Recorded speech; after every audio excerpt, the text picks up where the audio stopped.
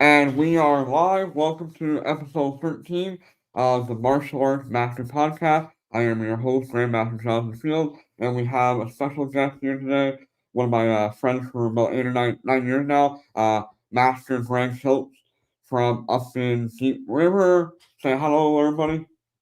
Hey, everybody. Yeah, just Greg Hiltz, just Greg Hiltz. I don't do the rank title thing. Some people do, some people don't. Yeah, Yeah, some do, some don't. Yeah, I don't. it's a funny thing, right? Some people like it, some people don't. I just, out of tradition, I use it, but like I still think of the Yeah, Grandmaster no, title. it's all good. It's all good. Yeah. So yeah, you've been doing. So we're gonna start right from the start. So when Oh gosh, yeah. So when if I were to sorry, go back, just introduce myself a little bit, right? So I've been doing martial arts, right? Since we're talking about martial art mastery here. Oh gosh, what year? 1999 is when I started my martial art training. Right. So that was down in Windsor, Ontario. The club's name was the Peaceful Warriors Martial Art Institute. Right. So Art Mason was the gentleman that was the head instructor there. So if I trace his lineage back, right, because it was kind of a Hapkido school that he taught, right? So Chung O it was his instructor. So I think that's like the Leamington Kitchener area, okay. right? So I don't know too much about his background, right? I think his son is still running the school that's down that ways. I don't talk too much with my instructor, my initial instructor anymore, right? Like I've played with a bunch of different styles over the years because holy smokes, 1999, that's a ways ago now, right? Yeah, it's that's a it's a bit of a blur with the pandemic, but hmm, a lot of the core concepts of the Hapkido stuck. We did all the old school ITF patterns because back then, right, all that stuff was just simply advertised as Korean karate. mhm, So a lot of the places were a mix of Taekwondo, and then you would have all the joint locks, and they would add the name Hapkido to it. mhm, Right. So it's one of those things I can't actually trace my history to an actual Hapkido school. okay. But it's hey, I stuck it. The business name here is Hiltz Hapkido. It's where I started, so it's what I stuck with. Mhm, Right. So for Korean martial arts, the training there it's very mixed. I don't teach myself any of the ITF Hyung or Pumps or Kata. I don't do that myself in our Hapkido program because we have a couple of different programs I run here. But the Hapkido part that really stuck really hard. That had a big impact, right? I played with some small circle jiu-jitsu that had a really big impact. The latest, well, since it's kind of been like a pandemic toy for me, right? I learned how to play the banjo during the pandemic, and I picked up arnis during the pandemic, modern arnis through Craig Mason up in Sudbury, right? So I got to give him a shout out, Sudbury School of Martial Arts, if you're in Sudbury, right? Awesome guy. So his instructor is Datu Tim Hartman down in West Seneca, New York, who is a direct student of Remy Praesis, the founder of the modern arnis system. And I've kind of really glued myself to the Filipino principles, like the principles in their martial arts style, just because I find being ex-military myself, right, ex-infantry, and then going on the intelligence side of things afterwards, it's more applicable for combat, right, or combatives, I should say. It's more combatives oriented because in my martial art journey, it's been I've kind of seen it breaks up. Well, what is martial arts, right? And like mastery, like, well, how do we master a martial art? Well, what is it to the individual? mhm, I look at it, the way I categorize it, right? There's no standard uniform for how we categorize martial arts, but I look at it, there's concepts in there that are more of an art form. There's some that's more for sport, and then there's some that fit in with the combatives.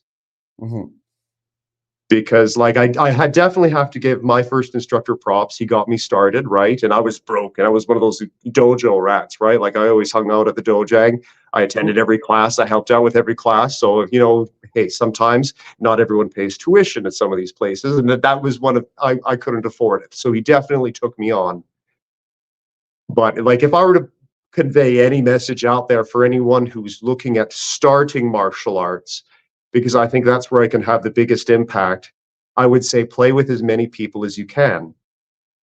Because I'm sure, John, that you remember the whole Dillman and Kyushu Jitsu thing that was out back in the late 90s, right? actually, no, I Um, don't. Oh, you can. The whole George Dillman, right? So he trained with a lot of other big names, and he was, I believe, a world champion himself way back when. But and I can't diss the whole system, but it starts where they start applying traditional Chinese medicine into movements and try to get a neurological knockout sometimes, or then they get fancy and do the whole, hey, I'm going to knock you out without touching you thing.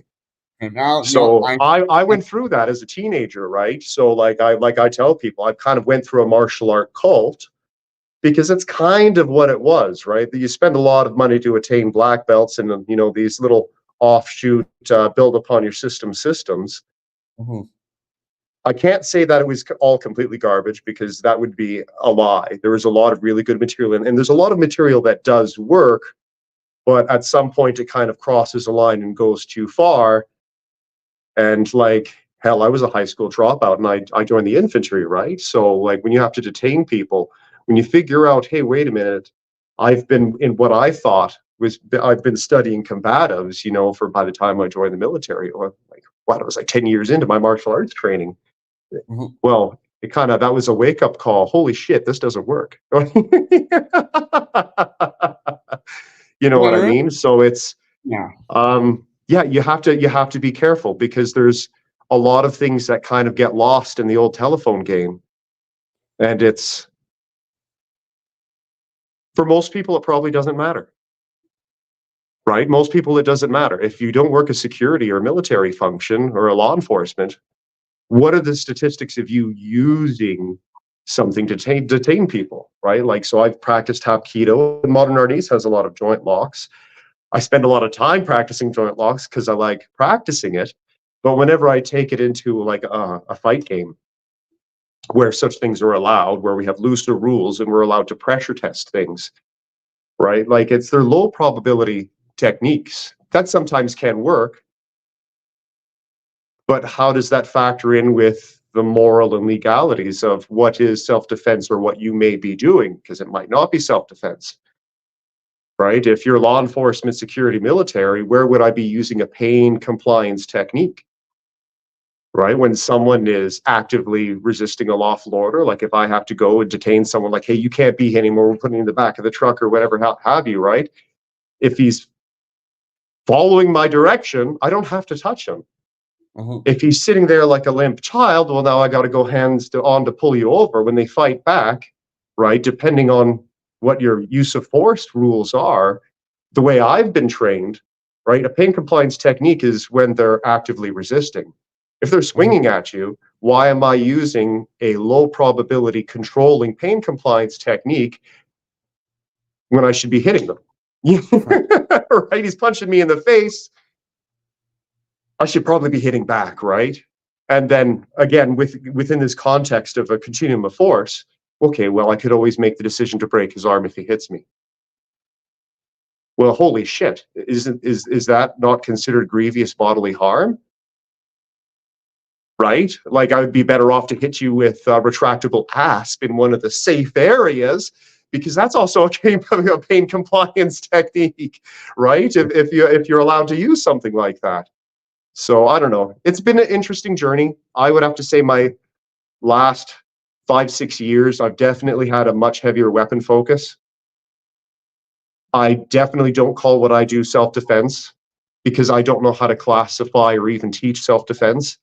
And I think it's just because of biases from my military background, right? Like I just like, well, how do I, it's such a huge gray zone. And then again, well, what are you training for? What's the threat environment? Right? Like I'm in Northern Ontario, so I know for yourself in Southern Ontario, right? Aren't most instances of weapons and assault, is it not a hammer in domestic abuse? Isn't it something like 40%? You know what I mean? So, okay, so I should be doing more work against, well, wait a minute. If we're doing work against clubs, is there not work that we should be doing before we get to that? Because it's a, you know what I mean? So well, what's the best angle of attack if it's necessarily self-defense? Yeah, right? so I do a lot of things like, hey, I still do, I do a whole bunch of modern arnis forms, right? Is it going to help with my combatives? Maybe, probably not. I don't know. I haven't examined it enough to be able to make, that sort of assessment from my perspective, but I like doing them. Yeah, so the I whole just recognize I'm doing this more for an art and health perspective, right? Because it's keeping me moving. mhm. Yeah, no So much martial for arts. self-defense. So The I don't know. whole Yeah, I kind of got a mixed experience. I still teach martial arts myself because I love it. I love the sense of community that we build with it. And no, it's great for confidence. Even if you're not doing combatives, there's so many positives. I think it's silly to simply not do it. And if martial arts isn't for you, any sport, for the love of God, they all teach the same lessons for the most part. yeah, But for sure. yeah, Yeah, yeah, there's my little rant, right? I could totally fill this hour. I'm really ranty. yeah. Martial arts can get really messy though, because again, there is that. Are you training for self-defense?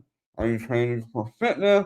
Are you training just for the love of the art, right? And I would say most any good school, or even for sport, any good school kind of have the ability to offer a little of everything to the client. A good program should have a little of everything. But then, yeah, you definitely fall into that trap where some schools will say, we're training for self defense. And when you break it down, they are not training for self defense whatsoever. Some schools Yeah. are purely for sport, and that's fine if that's what you're interested in. But you have to be honest with yourself. Why am I training? Am I training for sport? Am I really training for self defense? And what is, like what you're saying, what is the real definition to you of what self defense is based on your lifestyle, your situation? Like, for instance, to you, um, being military, like you knew you had a clear idea and a clear objective of who the bad guy was. Like you knew, like definitely intelligent. This is the target. This is the bad guy. We're going after that. We're the war soul, whatever. You're pretty sure you know who the bad guy is to the most part. However, when you're in downtown Toronto, surrounded by millions of people, you don't know who the bad guy is, and that's a completely different self defense scenario or Yeah, that's situation. why I'm a boom squatch in Deep River. Just live in the middle of nowhere. How big is Deep River? What's the population there? Um, I actually don't know. If I were to pull a number out of my ass, because that's what it is, right? It's definitely, I would say maybe 2,000. So it's not super, super tiny, but it's small enough.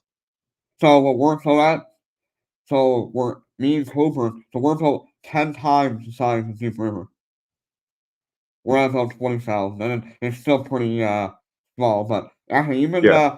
but a lot of especially since the pandemic, a lot of the crime has kind of come our way. So we're getting uh more homeless, more drug people, more crime coming our way. So there is a little bit more need of self defense, but a lot of it is you can start self defense with just being aware of your situation wherever you are, like just very aware. And a lot of times when you're aware, you can avoid most situations.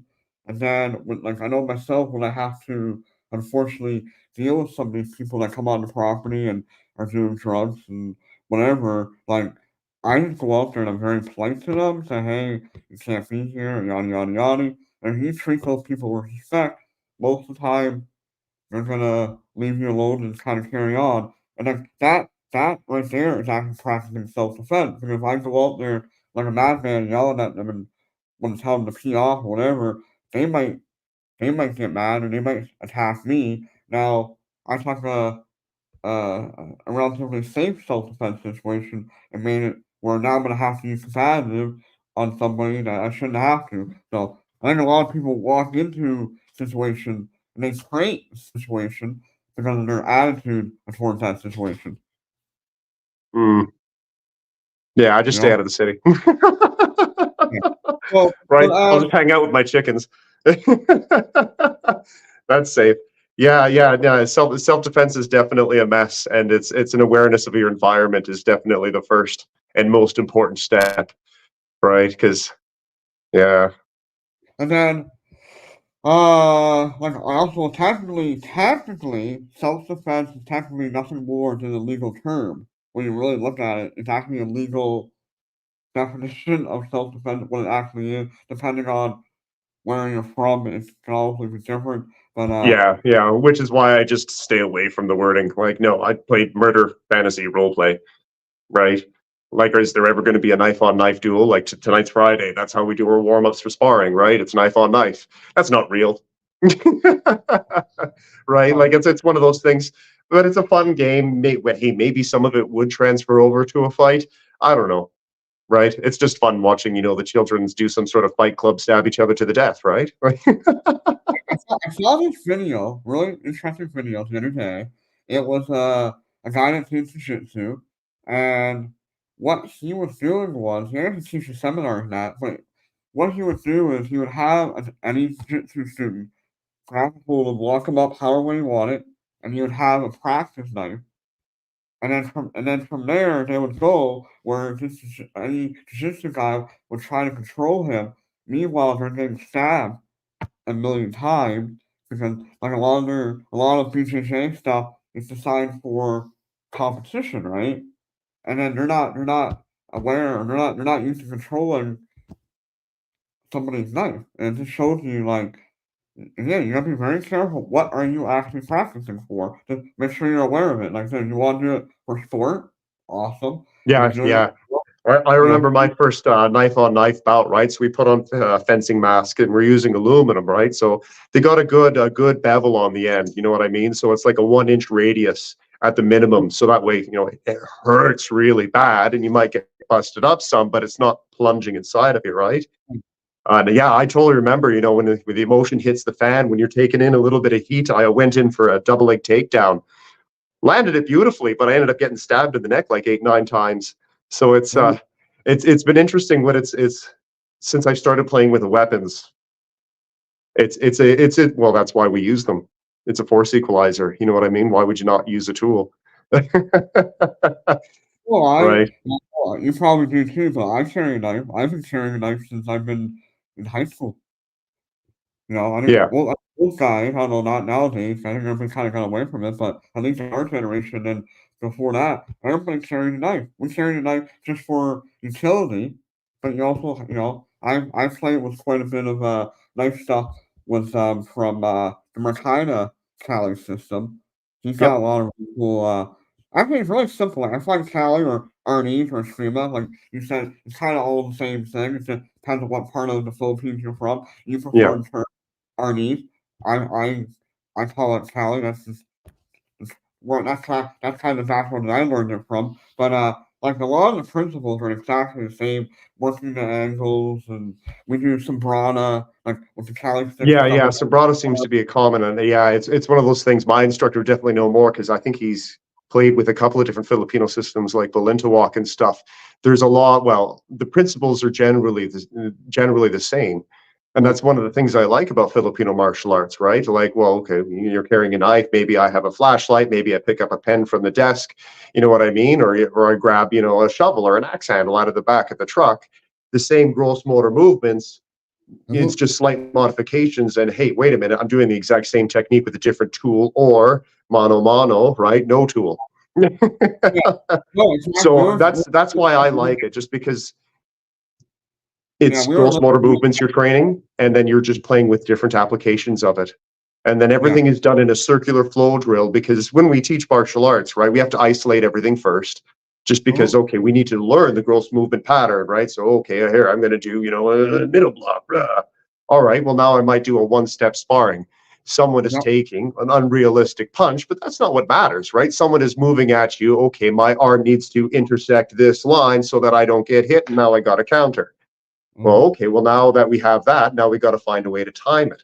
How do we put this in a semi-free sparring drill where there isn't a predictable rhythm necessarily? Or, hey, holy shit, I might just put in a completely random different technique to break the flow of this continuous drill because, well, Mhm. I'm building timing on it now, right? I'm not working on the individual mechanics. It's just, hey, can I find the timing to pull it off from here? Yeah, no, that's what And that's one of we're those things where you realize, hey, from this angle, this perspective of the body, the outside of the body, or the inside of the arm, whatever's happening, right? Hey, I can pull this off from this position, from this position. I technically can because we're in a controlled environment, but it's probably nonsense. And it's good to go through and have those realizations, because if you don't know what you can and can't pull off, how does that translate over to sparring? Because exactly. sparring's not fighting either, right? No, unless you Right? ask, Sparring's well, not an attack where someone just rolls up a knife in a newspaper or in a magazine and then jumps you on the side of the street, putting in your like I don't know. no, I agree. No, But yeah, I definitely like the continuous flow drills because it's an aspect from my Korean martial arts training that just simply wasn't there. It was non-existent, right? We had to do X amount of foundation techniques moving up and down the floor in the old school Okinawa fashion, right? And then we would break off. We would do our one-step sparring. Oh gosh, I think we had like some 80 of them up to black belt. mhm, And then we had a bunch of different grabbing and holding techniques where we had to learn self-defense against those. And instead of breaking down, oh, okay, we're going to call this technique here a Z-lock, and then we're going to practice doing the Z-lock from a bunch of different positions where you can, okay, I can get it, I cannot get it, higher or lower probability, you play around with it. Instead, it was just separate numbers. Okay, so self-defense technique number 5 might be a wrist reversal. But so was 17. It was just a different start position, but we never actually went over the names of these techniques. uh-huh. So there's probably just simply a transmission error before it got to where, I came up to it, but that was my experience with the traditional Korean martial art. We would do our foundations, do our techniques, do our ITF forms, and then maybe some kicking drills and some sparring. Yeah, no, I know, Right. yeah, So the way I so, kind of do things now is, well, it's very different, right? There's a bunch of circular drills that I keep for the bulk of the curriculum, right? Yeah, we have to isolate everything before we get to it, but I try to zip through damn near everything once a month. Right? Just because, okay, we got 5 or 6 or maybe, yeah, I would say we got 6 games we play tops on a regular basis. And I'll call them games instead of circular drills because it's a game, right? It's not actually fighting. And then inside of it, we need to try to insert and find the timing of all of our modular techniques, if that makes sense, right? Like, hey, okay, if the range is appropriate and I'm on the right side of the body, I might be able to get this. yeah, no, we totally do that, yeah, Right? no, Before we come into a Friday and then it's just, all right, whatever the hell the two of you agree to, go kick the shit out of each other. I agree with that with the traditional martial art where it's very segmented, where I know here, like, if we're working our, like our one step plus our different combative self-defense technique, I'll have it where, okay, you're gonna start with this, then now I'll make them combine 2 or 3 different scenarios. Okay, it's either gonna be a punch, or it's gonna be this grab, or it's gonna be this push, or whatever it is. So, like, you're kind of going in there and you're doing certain techniques. You're starting out with one, then suddenly you're switching the scenario on you. They might go from a punch to a wrist Hmm. grab, another hand punch to, like, yeah, we're always trying to create, like, it's almost chaos, right? It's controlled Yeah, chaos. yeah. Seeing, okay, in real time, this is how a technique might actually play out in real life. So I know, one step, yeah, you step back, look, Yeah. walk, punch. That's how you learn it. But then once you start freestyling it, where they can throw it more like a haymaker, or maybe they shove you back and then they throw the punch, or maybe they're working a choke defense on you, and then when you clear, the guy decides to punch you instead. Maybe that's when you can make your one steps work or whatever techniques or stuff like that. Yeah, we always play with different things like that. Once they know, like, what we'll do, like, month one, we'll have certain techniques. Month two, we'll have certain techniques. And then month three, when we're reviewing for belt testing, that's when we start really getting the free flow and combining the different ones. And then sometimes we'll say, okay, the techniques that we practiced 6 months ago, we're adding that in there and just see what works and what doesn't actually work for that individual student. Yeah. Yeah, and it's like, and it's one of those things. I got to definitely say, I should probably start with this shit. I definitely am not going to say that I have the way, right? I'm definitely not the best at what I do. I just do the best that I know, right? And I definitely always want to know more. I definitely always want to know more. But yeah, like the art club here, I've drifted completely away from a lot of traditional things, right? We don't wear uniforms, right? I'm wearing cargo pants and a t-shirt right now that I'm probably going to fight in later today. um, I still give out belt ranks, but we don't wear belts, Okay. right? I now, how do I explain that, right? Just because it's one of those, how do I how do we even explain ranks, right? It's one of those things. I definitely give them out to the kids because I think it's good for it. It's a good reward. And for a lot of people, it's the motivation to push through a tough spot where they might just throw their hands up in the air and quit. If you're using a linear curriculum, it can help if you have multiple instructors and a codified curriculum and running programs. I can definitely see a use for it in a linear curriculum, because then, I look at yellow, oh, okay, I know, Kibon, Hyung 1 and 2, you know what I mean, or Yogak or whatever. I look at the belt, I have a general understanding. You should know this. That means we could do a drill like this because you already have the basic components of it. So there's definitely advantages to having a rank system. I've just kind of I don't know, I'm more of the mentality of who gives a shit outside of the individual. So I will definitely give them out. I don't have anything set for a hard standard, right? I've been teaching, holy shit. I've been teaching martial arts in Deep River for quite a while now. I've been at this location here, leasing a space in downtown, for over 5 years. I have a couple of names of people I would like to promote to black belt next year. Right. And they've been training with me for near 7 years now plus. Right. But, well, what the hell does black belt mean?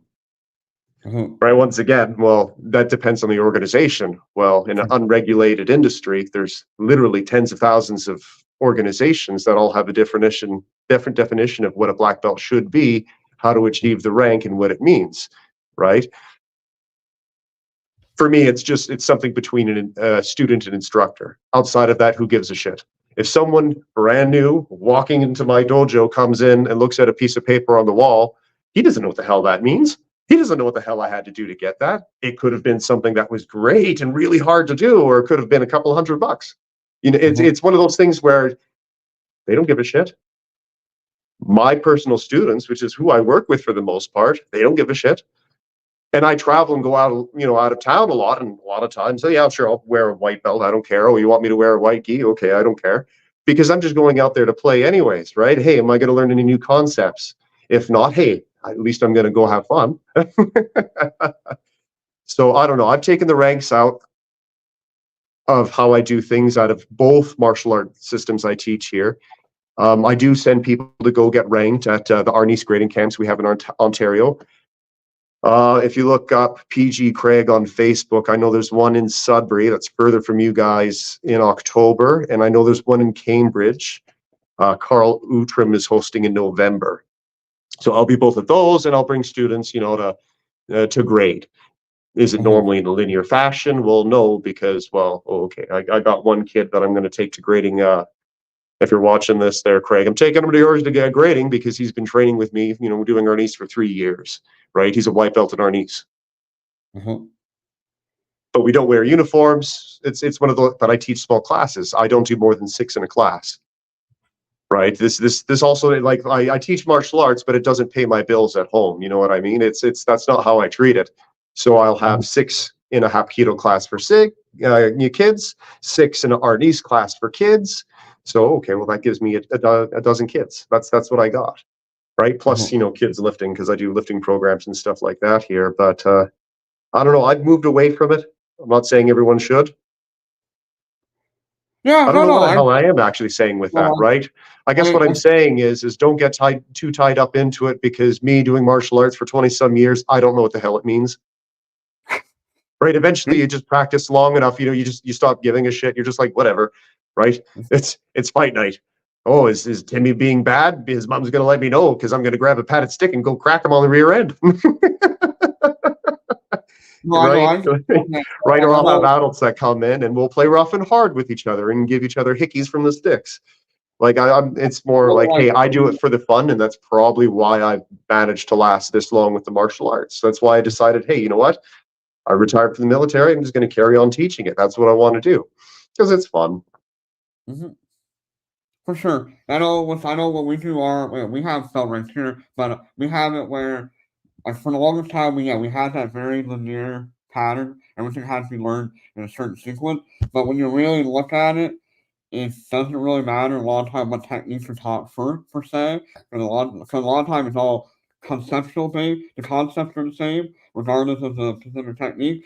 So we got it where the listing that's kind of linear here is our form, but I have like beginner, intermediate, and advanced ranks, and we even within those ranks we rotate the form, so it's not necessarily tied to a specific belt, but to a rank or to a level, like beginner, intermediate, or advanced. Yeah, and But that makes a lot of sense to me.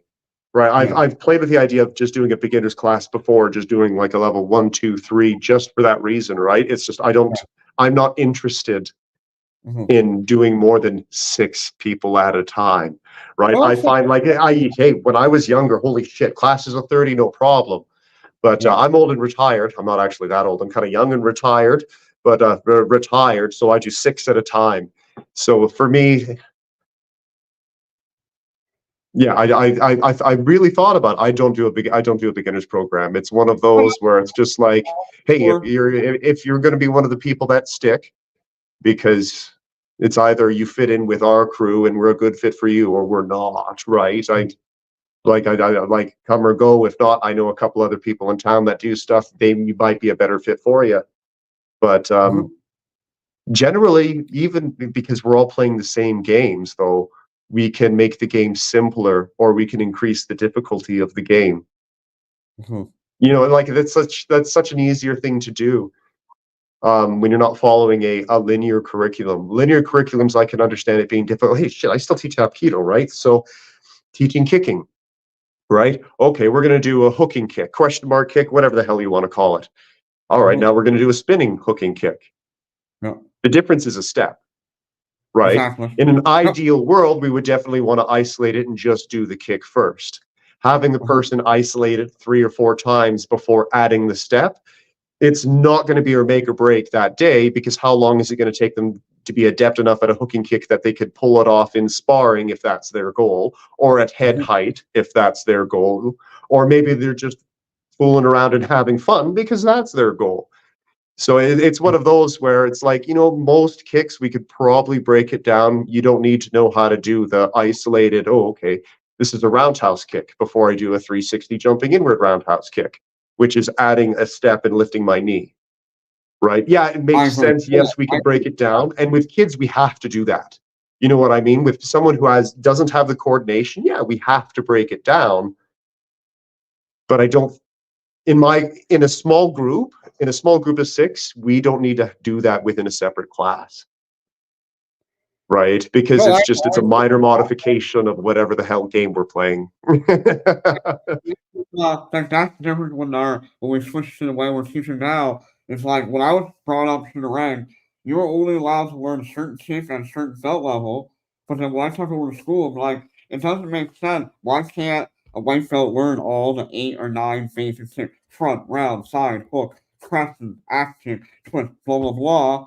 And again, all really, and then as you're progressing through the ranks, or the lower you are at the school, the better you're gonna get at those uh kicks. But and the difference between a white belt and a black belt also should be a big difference. But everybody can learn the same kick and practice the same kick all the time.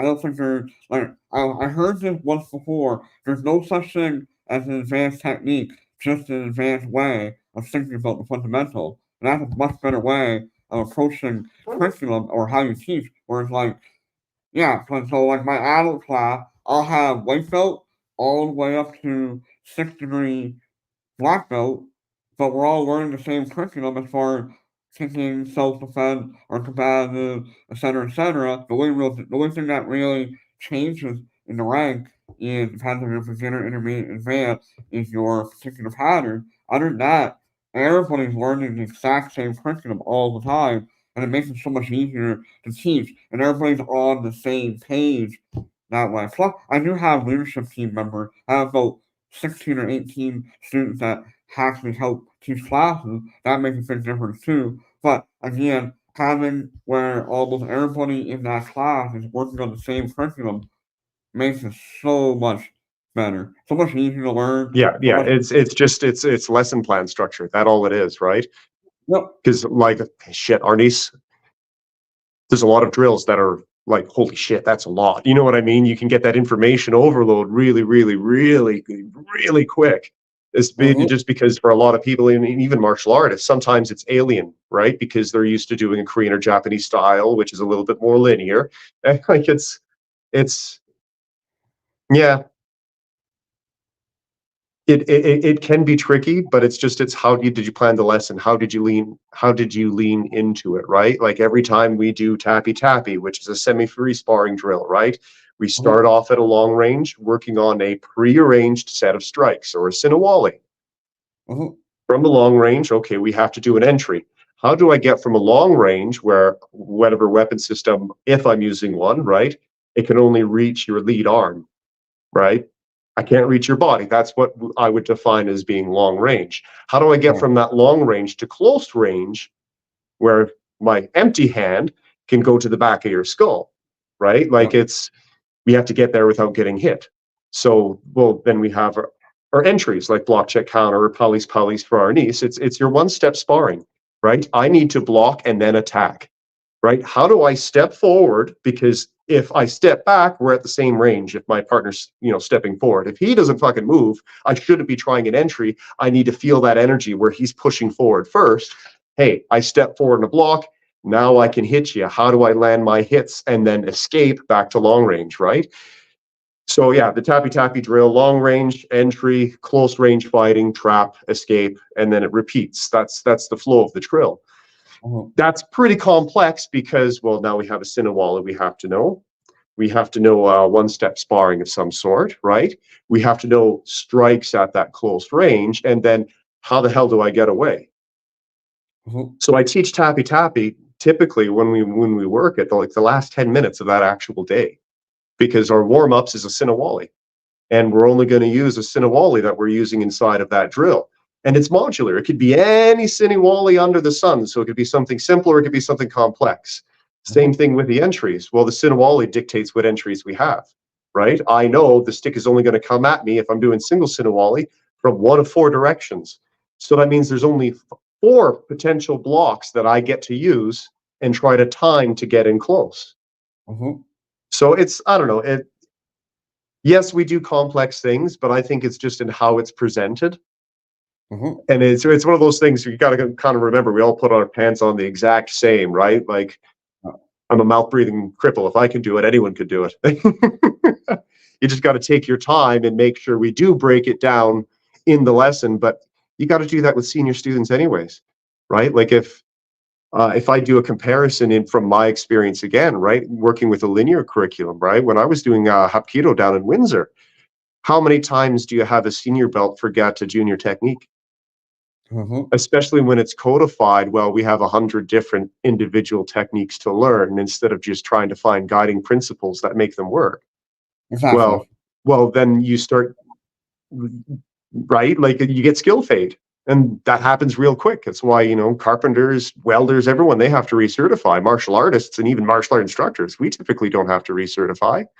So it's good for the more advanced students too, because well, no, we're isolating down all the individual components and then rebuilding it back together, the drill that you're expected to know and be able to insert, okay, your wrist reversals, all your Dumog wrestling techniques, and being able to get your disarm or clinch, right?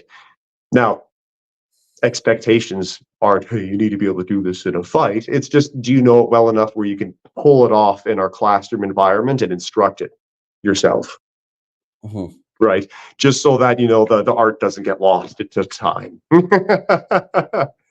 No, I agree, exactly. That's why I know when we do like our black hole testing, we have it where yeah, you have specific drills, certain techniques that you're learning that you have to do. You have to be able to demonstrate it in that controlled environment. But then we start freestyling it where okay, now you got random techniques coming at you or attack. Can you actually defend yourself? Using the principle and concept, maybe not necessarily the exact techniques, but the actual concept and principle. Can you actually apply them to real life under extreme pressure? So yeah, you have to have the art side of it where everybody's doing exactly the way you want it, then you have to have that pressure test side where you're playing with it now. And again, that's why I tell my black belt, it's more important that you understand the principles and concepts behind everything that we're doing than the actual techniques sometimes. Yeah, we have to see the techniques work in a controlled environment, but I'm really interested in stuff like black belt training. Can you apply it at the heat of the moment, making it work for you? Especially when we do our women's self-defense and empowerment classes, like, self-defense is messy. Like, when you're doing this stuff for real, it gets really messy. It looks like nothing compared to what you're practicing. The other technique comes out perfectly. It's like, oh, hey, that actually works the way we practice. Because it was just that perfect timing, that perfect scenario. Maybe you gravitate towards that certain technique and it's just really good for you. I know I have, and I always talk about people's intelligence for something. I mean, I'm not saying somebody's stupid or smarter than somebody else, but people just gravitate towards certain things. That's where their intelligence lies. I have one of my black belt, well, a couple of my new black belts. One's really good with like weapon stuff. She can learn it just like that. Like, if I'm doing like the Filipino martial art, Sabrana or Upa, she just picks it up, and then she can take those concepts and put them. You take those concepts and put them into like Taekwondo style sparring or stuff. Like, she doesn't understand. Oh, that's like that. Exactly, you got it. And I have one of my younger black belts, my junior black belt. She's really good with wrist lock flow and understanding when she's got you in a certain move. If you twist, she can put you in the next wrist lock based on how you're moving. And she's like 9 or 10 years old, and she's just a tiny little thing. But that's where her intelligence lies. So like, if we're doing that technique or that drill or whatever, I'll have that 9-year-old kid demonstrate because her intelligence for that just dead on. It's incredible. Mhm. So yeah, so let's talk. So you have alluded several times during today that you were in the military. You were at one point in the Canadian infantry at one point, correct? Yeah, so when did I sign in? I joined the military, oh gosh, I think I swore in something like the 14th of January 2008. Okay. Right, so that's when I got in. So yeah, after doing all the basic training, battle school and that stuff, I got posted to Petawawa, right, which is like half an hour away from where I am now. Yeah, so I was with 1 RCR, so I was in the infantry there for 6 years. I was in the infantry. Yeah, so I went over to Afghanistan once, got blown up there. Don't do that. uh, Came back. Uh, yeah, I stayed in the infantry after for a while after the injury, right? Okay. So I went to a heavy weapons platoon. I went to a reconnaissance platoon afterwards, and then it took the military, or a DMed poll, anyways, right? The division that makes the decision. What are we going to do with you because you're injured? Even though I was still, doing the whole infantry thing, but it's federal government. It's a bit more bureaucratic, so that's how that works. So I got word something like 4 years after I had been blown up. Right, I was back to work full time. Yeah, I lost the toes, but I was back to work full time because home was driving me nuts. Probably 3 months after getting blown up. So about 4 years afterwards, they came down saying, "Look, you can stay in, but in the infantry, you don't meet the medical requirements. You're going to stay a corporal forever. We're going to squash the career, right? Like that's it." So I put in for a trade transfer. I got in as an intelligence operator. I did that for another 5 years before the medical release happened, because it's different time for the army, right? Afghanistan versus now. Like, I know now they're hurting for numbers really bad. Okay. So number one is thank you for serving the country. Because I always say that Oh, thank you regardless for your tax dollars. Oh my regardless God. regardless of the war that you guys are fighting, whether you agree with the war or you don't agree with it, the fact that you guys are out there putting your life on the line for our country, you have to respect the soldiers no matter what. That's my number one thing. But what made you decide, okay, I want to join the military? What was it? Everybody has got their reason for it, but what was Oh it for you? gosh, do I put a filter on for that one? All right, so high school dropout, right? So my mother was into drugs herself. I don't actually have a tolerance for a lot of that type of shit, but personal biases. So, yeah, so I was a high school dropout. Army's guaranteed fucking employment if you get in. You will have a place to stay. You will have a good income, even if you're not educated, right? Like they will give you an opportunity and train you if you're not educated, as long as you put in the work, right? Because everything is done through a merit board. So that definitely got me out of that, right? Because that was definitely a difficult situation. It probably pulled me out of that. I wouldn't be where I am if it wasn't for the military, right? Like it's a good choice for a lot of people. I wouldn't recommend it for everyone. There's pros and cons. I don't want to talk about it too much because I do have a lot of respect for the military, and I don't want to talk about politics. That's in-person ranting. That's in-person ranting. But I've gone through like hardships with the military and getting support from the military with what I've gone through.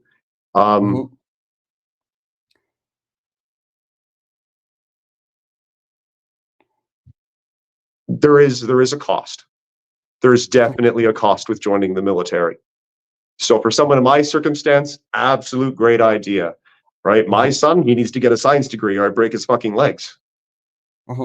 Right? So I'll fucking help pay for it. The military is not an option for you. Shut the hell up and do what I say. I'm bigger than you still. Hopefully for, that stays. Otherwise, I'm going to get shit in a few years. Yeah, like I know it's hard. Like what you were saying though, you were uneducated, but again, you're a highly intelligent person. Yeah, like Afghanistan was going on, right? Like I was in school when the Twin Towers was hit, so it's one of those things. Well, holy shit, I'm gonna right. I was working full time at the age of 16. You know what I mean? Making a minimum wage, to pay for my own place, bills, and groceries. So it was like shit. I got a place to stay. I get fed. I was really into martial arts at the time, so I'm thinking, hey, combatives. Oh shit, the martial arts, in my experience, actually made it worse because we didn't do combatives at that club. And hey, we want to go kill Taliban? Hell yeah, let's do it. So it was one of those win-win-win-win situations. I jumped on it. For where I was in life, it was definitely the right move for me. I think so. Well, for right, sure. definitely the right move for me. Yeah, but there are challenges with it. Yeah, you're going to miss the birthdays and stuff like that, and I guess that's a very common experience for those in militaries. But that's not so bad, right? It's when, and I can't imagine, because I've been out for a while now, right? I can't imagine what it's like now with the shortages, because when my first wife died from lung cancer, they sent me out of country not even a month and a half later. I remember you telling me that. Yeah. Right? And it's just like, I don't have contact with my personal parents or family. So it was one of those, well, all right, kiddo, it looks like you're staying with your 70-year-old grandparents, when he was 5 years old. So there's definitely challenges for the family. There's definitely challenges for the family that come with the military. And that's probably the hardest part. Is the challenges that the family has to take on when you go fuck off, or when you're told, hey, you're fucking off and you don't have a choice. Exactly. Right? So because hey, that happens, right? And it is what it is. What are you going to do? So you sign the dotted line. You can't just decide to not show up to work. That's how you go to Club Edmonton. You go to prison for that. Yeah. So obviously, there's a big difference between infantry. That's pretty self-explanatory. But now, when you say you went into the intelligence part, so what was the difference? Like what?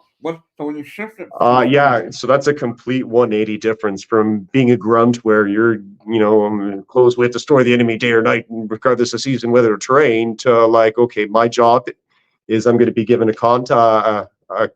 topic, and I have to build a report and then brief that report and be the subject matter expert to, a couple of thousand people. And it's going to impact decisions, like major decisions. So it's more of a nerd job, right? It's a lot of information management, a lot of reading, a lot of playing with, fun supplies from Staples, making fucking charts with markers, diagrams. Different. Definitely very, very, very different. I had to learn how to get good at writing.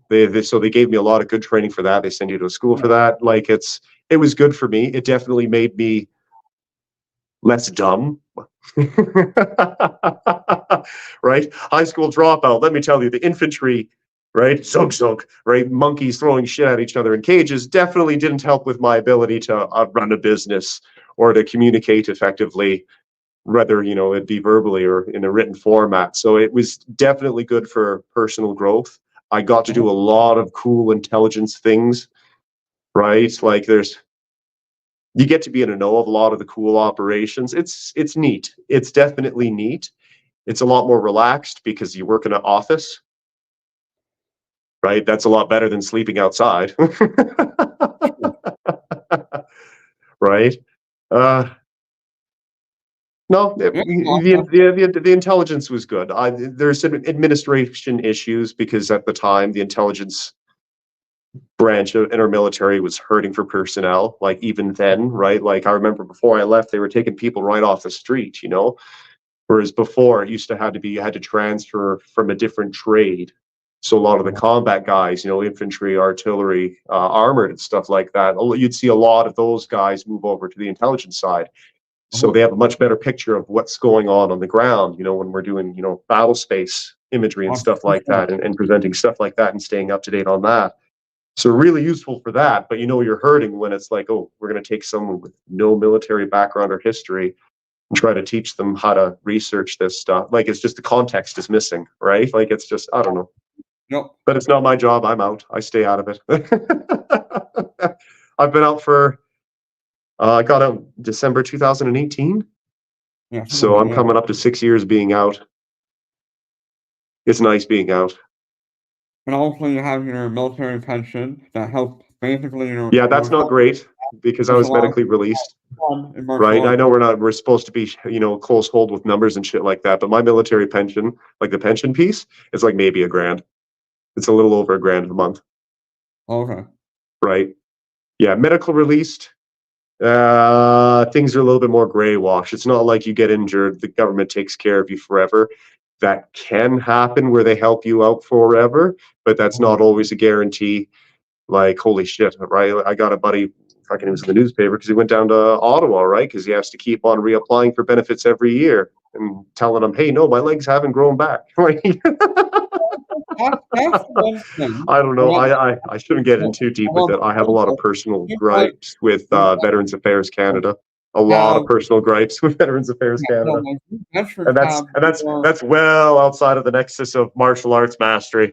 That's no, this is a beer in-person conversation. You military guys don't get looked after like police officers do. That's all I'm gonna say about that. But no, I think I can see the intelligence side, at least for me, would be very interesting with all the research but yeah, like you said, you have to have that practical competitive stuff first or actual battle combat. Yeah, it's helpful. Is it needed? Yeah, probably not. I mean, you have to, for the most part, you need to not be a dumbass and have a huge head. Yeah. But that's anything else, right? Anyone can learn anything as long as they just, shut the fuck up and do it. Pretty much. Right? Repetition is the key, right? Perfect practice makes perfect. For sure. So had you not got injured, do you think you would have stayed in the military? I would have definitely have stayed. Okay. Right. There's definitely some things I won't experience again because I'm not in the military. Right. There's some bonds that you do lose when you leave the military. And no, I would definitely would have stayed in for the whole thing. Okay. Right. I've already been through so much. My life's pretty much a write-off at that point anyway. So how more can I break? So I definitely would have been in for life. If you would have stayed, like, where do you think your career path would have went? Would you think you would have went to intelligence or maybe a different branch of the military? Or if I hadn't been injured? Yeah. Shit, I probably wouldn't have transferred trades. I probably would have stuck with the infantry regiment the whole time. Okay. You build some pretty strong bonds there. Mm-hmm. And the intelligence guys don't get paid anymore. They don't make spec pay. It's the same amount.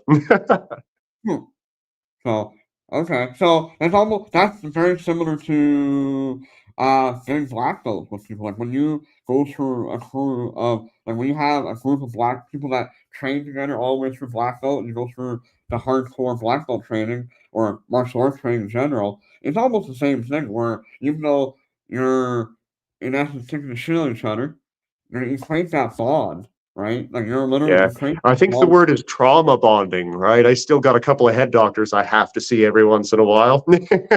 Trauma bonding's the term. Hey, holy Wow. shit, our buddy just died. We got to pick him up. Yeah, you don't lose connection with that guy. You know what I mean? Or like there's been a couple of times, machine gun fire, fall down a 9-foot wall. You look at buddy and you just start laughing. Like there's a lot of weird bonding. There's a lot of dark humor and weird shit that starts happening with enough Mhm. shared trauma. It's definitely a No, shared trauma piece. no, you and I discussed that before, where you said like you have sometimes you may have a sick sense of humor or an odd sense of humor, but that's how you deal with it. It's better to deal with it that way than how some other people deal with it. Right? Yeah, yeah. No, I totally get it. I have a few other people that I know that were in the military, and I think you came out the best. Like some people have pretty bad uh PTSD, like pretty bad. I know one guy, he can, I don't want to say he's suicidal, but it just seems like he puts himself in really bad positions where stuff could happen. Like, yeah, you Oh yeah, get like, you definitely take risks, right? Because I've been yeah, diagnosed with that for a while. I take a lot of medication for that, and like shit, I used to have kids come to crawl in bed. You know what I mean? In the middle of the night, and I'd be running up the wall, fucking screaming like a goddamn maniac. Yeah. There's a toll. There is a toll, no, but there's just but it is you, what it is. Someone has to do it, and you know what? There's always people that it will actually pull out of worse shit from because it's all a spectrum. Everything's horrible. yeah, well, Or is that the cynicism? Oh no. yeah, so we're coming up on the hour, and I appreciate what you and all the guys have done for our country, and I think that was a fascinating conversation on your perspective of the martial arts. I think it lines pretty well with what we do here. I think that's probably one reason why we get along. And I know when you come down to our martial arts symposiums and that, people really value the stuff that you're teaching them. Yeah, shameless plug. You're hosting Bill again this year, right? Yes, sir. Yep. Right. You should be throwing the dates out for that and slapping this all over the place. Yeah, well, it's Saturday, November 16th. We don't have a venue yet. I'm pretty close to booking a venue, but yeah, Saturday, November 16th. We have Bill Walls, we got you. We have about 9 or 10 different instructors. So we have you who's doing the Filipino martial arts. We got Hapkido, we got Taekwondo, breaking, the Superfoot system, Jiu-Jitsu. We're adding Wing Chun, and we're also adding Jiu-Jitsu. We've talked about some of the weapons and modern XMA or CMX stuff for the younger kids that want to get fancier with stuff and have more of the art side of the martial art or the sports side. So we have a really good mixture of different styles, and literally people can train. I think we did like I think if somebody wanted to train all day, I think you get like 8 or 9 seminars throughout the entire day. It's incredible, really. Hmm. Are you looking So, for any other instructors by chance? Just if I should you know be, what? putting out the feelers out there for other people that I that I'm hooked up with. If you have a couple people that you can recommend, I you can got a reach couple of out. people in mind that I would be like, hey, you want to go down teach at a Bill Wallace camp, right? Sure, Like, like I yeah, said, Chris Workman, if you're watching this, right? Northern Tsunami Jiu-Jitsu up in North Bay. My instructor, of course, Craig Mason. If you want to carpool that, the you two guys and go play with Bill Wallace. we'll jump off here and we'll talk offline here. But yeah, that would be something really Yeah, cool. because yeah, no, I'm sure I'll have some in my crew for sure, but yeah, there might be some boys from further up north I wouldn't mind carpooling down. Yeah,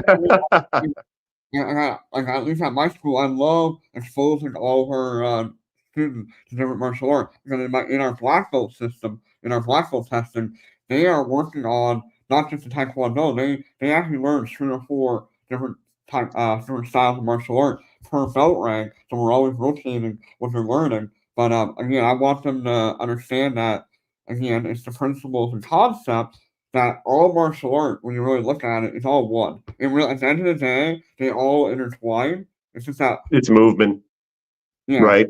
What are yeah, effective movement patterns?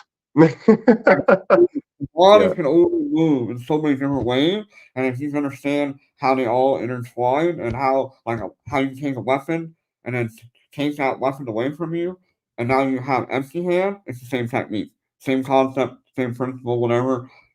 Yeah. So yeah, so we're up to the hour now. So I just wanna thank you for joining me today on this martial arts mastery podcast.